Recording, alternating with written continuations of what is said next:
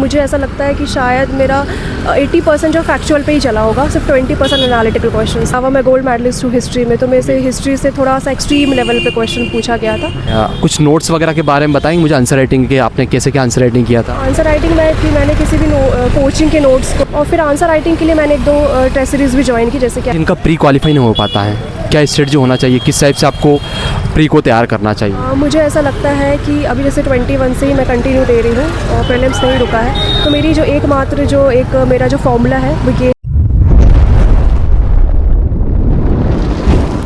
जैसा कि आपको पता है MPPSC 2022 के इंटरव्यू चल रहे हैं। मैम जस्ट अभी इंटरव्यू दे के आए हैं, आप देख सकते हो शाम पड़ गई है अभी, तो मैम अभी लास्ट में मैम का नंबर था, तो मैम से जानेंगे कैसा क्या उनसे क्वेश्चन पूछे गए, कैसे क्या ओवरऑल प्रिपरेशन किया। शुरुआत करने से पहले मेंशन करना चाहूँगा, आपने चैनल को सब्सक्राइब नहीं किया तो सब्सक्राइब कर दो, और टेलीग्राम से नहीं जुड़े हैं तो डिस्क्रिप्शन में लिंक दिया गया है, वहाँ से चेकआउट करिए और टेलीग्राम को ज्वाइन करिए। चलिए हम शुरुआत करते हैं बिना देरी के। मैम आपका शुभ नाम? नेहा अग्रवाल। कहाँ से? मैं शहडोल से। मैम बोर्ड कौन सा था आपका? शर्मा सर का बोर्ड। शर्मा सर का, ओके। शुरुआत कहाँ से हुई थी? शुरुआत मेरे डेफ से हुई थी, मतलब मेरे जो सब्जेक्ट से रिलेटेड क्वेश्चन पूछे गए थे। हिस्ट्री मेरा जो है सब्जेक्ट है, हिंदी लिटरेचर मेरा सब्जेक्ट है, तो उसी से रिलेटेड पूछा गया था। आपके डिस्ट्रिक्ट वगैरह से भी? हाँ, डिस्ट्रिक्ट होम डिस्ट्रिक्ट से भी पूछा था, क्योंकि मैं शहडोल डिस्ट्रिक्ट से हूँ, तो शहडोल का नाम शहडोल क्यों पड़ा, और वहाँ की ट्राइबल्स के बारे में, और जो एक स्कीम चलाई गई थी माननीय प्रधानमंत्री जी के द्वारा, तो उसके बारे में, national sickle cell anaemia programme की। शर्मा सर का जो बोर्ड था आपका, कितने मेंबर थे? उसमें 3 मेंबर थे, 1+3। हाँ, मैम वगैरह भी थे या फिर? मैम नहीं थे, सिर्फ मेल मेंबर्स थे। उनके कैसे क्या क्वेश्चन थे बाकी लोगों के? कुछ तो डेफ से रिलेटेड थे, कुछ आउट ऑफ द बॉक्स थे, जैसे कि रैंडम क्वेश्चन, बालाकोट स्ट्राइक, इसके बारे में पूछ लिया था, और कुछ रैंडम क्वेश्चन थे। बाकी जो है 80% मैं कह सकती हूँ कि डेफ से थे, बाकी 20% रैंडम क्वेश्चन थे। दोस्तों वीडियो में आगे बढ़ने से पहले मैं आपको कुछ बताना चाहूंगा। जैसा कि आपको पता है न्यू ईयर आने ही वाला है, और उत्कर्ष क्लासेस ने अपने धमाकेदार ऑफर के साथ में लॉन्च कर दिए गए। यदि आप 6th से 12th के स्टूडेंट हैं, नीट जेईई की तैयारी कर रहे हैं, या किसी भी प्रकार की कॉम्पिटिटिव एग्जाम की तैयारी कर रहे हैं, आपके लिए उत्कर्ष ऐप धमाकेदार ऑफर लेकर आया है। उत्कर्ष ऐप पर आपको मिलेगा 90% तक का डिस्काउंट, साथ ही साथ बोनस भी। प्राइम कोर्सेज पर आपको 10% तक का डिस्काउंट मिलेगा। यदि आप अपने कोर्स की वैलिडिटी बढ़ाना चाहते हैं तो उस पर भी आपको 10% का डिस्काउंट मिलने वाला है।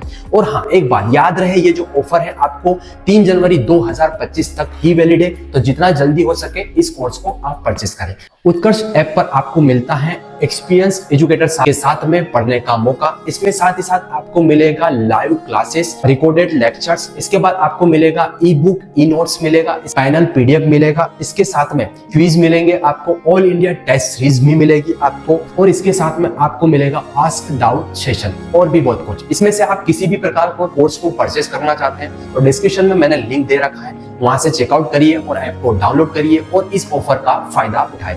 याद रहे, ये ऑफर केवल 3 जनवरी 2025 तक ही है, तो जितना जल्दी हो सके इस महा ऑफर का फायदा उठाएं और अपनी तैयारी को बेहतर बनाएं। क्रॉस क्वेश्चन वगैरह भी हुए थे?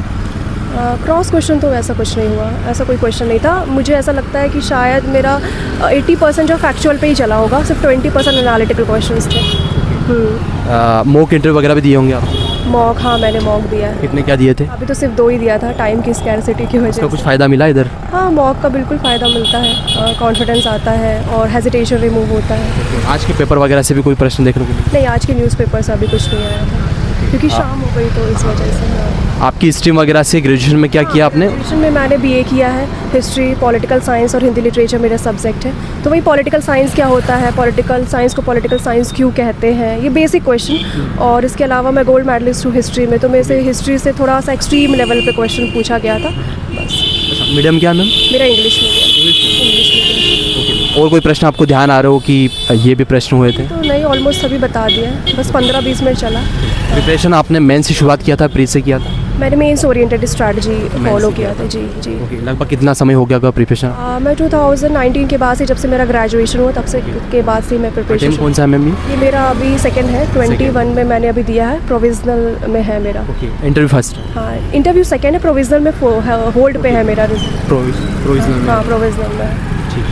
कुछ नोट्स वगैरह के बारे में बताएंगे मुझे, आंसर राइटिंग के आपने कैसे क्या आंसर राइटिंग किया था? आंसर राइटिंग मैंने किसी भी कोचिंग के नोट्स पर मैंने नहीं किया। मैंने सेल्फ नोट्स बनाए और जो भी यूट्यूब के थ्रू और यूट्यूब में जो भी चैनल्स उसके थ्रू और गूगल करके मैंने हर एक पर्टिकुलर जो पॉइंट्स हुआ करते थे उसके मैंने नोट्स बनाए, सेल्फ नोट्स बनाए।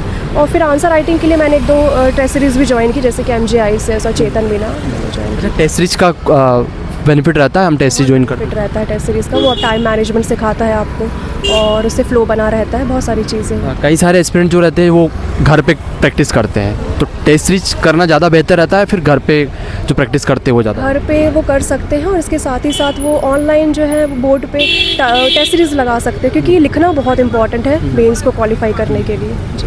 अच्छा, जिनका प्री क्वालिफाई नहीं हो पाता है, क्या स्ट्रेटजी होना चाहिए, किस टाइप से आपको प्री को तैयार करना चाहिए? मुझे ऐसा लगता है कि अभी जैसे 21 से ही मैं कंटिन्यू दे रही हूँ और प्रीलिम्स नहीं रुका है, तो मेरी जो मेरा जो फॉर्मूला है वो ये है कि कंटिन्यूस रिवीजन, बहुत मिनिमम सोर्स हो, उसको बहुत बार काफ़ी बार उसको रिवाइज़ करो और उसके साथ ही साथ बस यही मेरी स्ट्रैटेजी हुआ करती है। और अभी तक मेरा लगभग पर डे आप कितना टाइम देते थे प्रिपरेशन में? पर डे ऐसा कुछ टाइम फिक्स्ड नहीं है।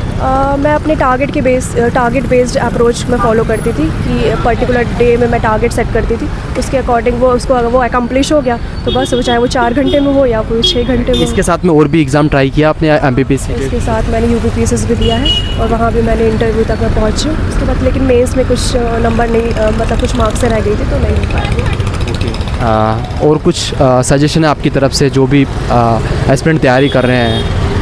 स्पेशली जो इंटरव्यू देने आ रहे हैं, इंटरव्यू के पर्पज़ से तो ये है कि डेफ अपना सॉलिड करके रखें और कुछ रैंडम क्वेश्चंस भी आ सकते हैं तो उससे डरना नहीं है, बस कॉन्फिडेंट रहें, काम रहें, बस यही। Thank you so much ma'am.